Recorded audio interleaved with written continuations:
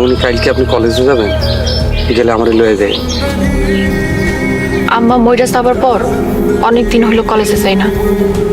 আমিও ভাবতেছিলাম কালকে থেকে কলেজে যাব। আপনি একলা একলা কলেজে যাবেন না, আমার লয়ে যায়। কি আমি চাকরের সাথে কলেজে যাব? তোমার নিয়ে যদি আমি কলেজে যাই সবাই আমার নিয়ে হাসাহাসি করবে। যাও সামনে থেকে যাও। হুজুরের হুকুম আপামনি। এবার বলো। আপা আপনি নাকি সাহেবরা আমার লগে কলেজে যাইতে কইছেন? কোন একটু অসুবিধা আছে। ও যদি আমার লগে কলেজে যায় তাহলে তো সবাই হাসাহাসি করবে। করুক, আমার কাছে তোমার জীবন আর জীবনের নিরাপত্তাটা অধিক জরুরি। করে কলেজে নিয়ে যাও। তোমার পাশে পাশে হাঁটতেছো কেন? হুজুরের হুকুম আপামনি, আপনার খেয়াল রাখতে হইবে। তোমার হুজুর কি বলছে আমার পাশে পাশে গা ঘেসে ঘেসে হাঁটতে? একদম চালাকি করবে না, যাও দূরে যাও। আমার থেকে 100 হাত দূরে থাকবা, যেন কেউ বুঝতে না পারে আমি আর তুমি হয়নি। আরো দূরে।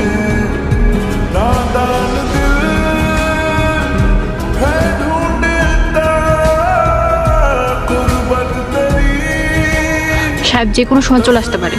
কেন? আমি কি তোমাকে গোলাম সাহেবরে ভয় পাই? বেশি বাড়াবাড়ি করলে হাত পা ভাঙে ঘোরা ঘোরা করে ফেলাম। মতো 4-5 জনকে ও একাই শেষ করে দিতে পারে।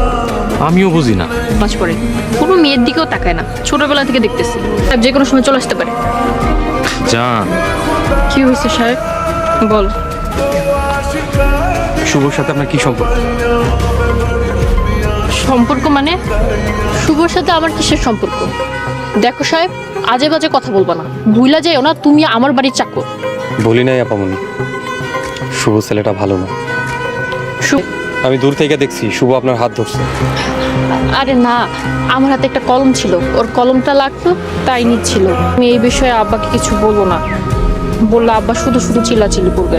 সাহেব, এবার থাম বাবা। আপনার মতো শক্ত মনের মানুষ যদি আপনি হাল ছেড়ে দেয় তাহলে আমরা কি করব? আমি ব্যথা পাইতেছি, এবার থাম। ডাক্তার কইছে সকাল বিকেল আপনার হাত পা টিপে দিতে, তাইলে হাতে পায়ে বল ফিরে পাইবেন। পাগল একটা। আপনারা একটা খাইতে দিব? এত তাড়াতাড়ি মা? এখন কয়টা বাজে? নামাজের পর খাবেন?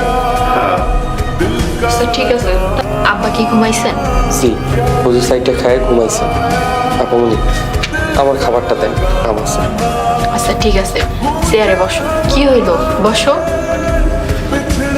মাফ করবেন আপামনি, আমি আপনাকে বললাম চেয়ার টেবিলে বসে আমি খাইতে পারবো না। যদি ভাত নিয়ে যাওয়ার অনুমতি না দেন তাহলে থাক, আমি আসি। আসসালামু আলাইকুম।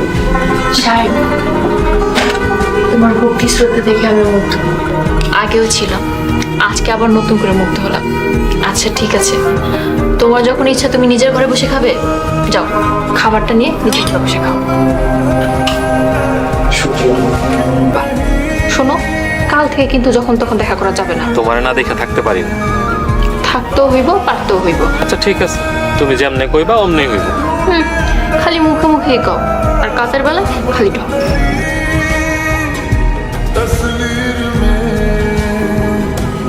কি হয়েছে সাহেব, চলো। আপামনি আপনি জান আমি আইতাছি। কি রে বেয়াদব, তুই আমার কথা শুনোস না? আমি তোরে কি বলছি, আমার দেরি হয়ে যাইতেছে, তুই আমার কথা অমান্য করস। মাফ করবেন আপামনি, ব্যাপারটা হুজুরকে জানাইতে হইবে। আরে সাহেব, তুমি এগুলো কি বলতেছো? আব্বারে বলার কি দরকার? আব্বারে বললে আব্বা আমার কলেজ বন্ধ করে দিবে। এই যে ভাই, শেষবারের মতো বাইর হয়ে আহেন, নাইলে কিন্তু বেইজ্জতি হইব। আপনি কে? আর আমাকে ফলো করতেছেন? আমি ফলো করবো কেন? আমি আমার মতো রাস্তা দিয়ে যাইতেছি। ঠিক আনতে গেলি না?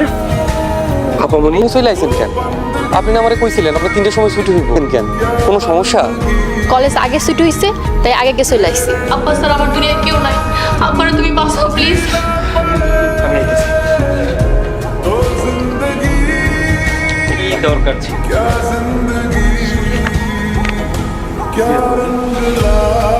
তোমাকে একটা কথা বলতে চাই। জি কোন? গত 2-3 দিন যা যা হয়েছে তার লাগে আমি দুঃখিত। আমি সরি সাহেব, আপনার শরীরটা খুব খারাপ, আমার কিছুই ভালো লাগে না। আপনি এই খারাপ শরীরে খারাপ কিছু শুনলে হয়তো বাঁচবে না। আমার সাথে খুব সাবধানে কথা বলা লাগবে। হ্যাঁ ঠিকই কইছেন।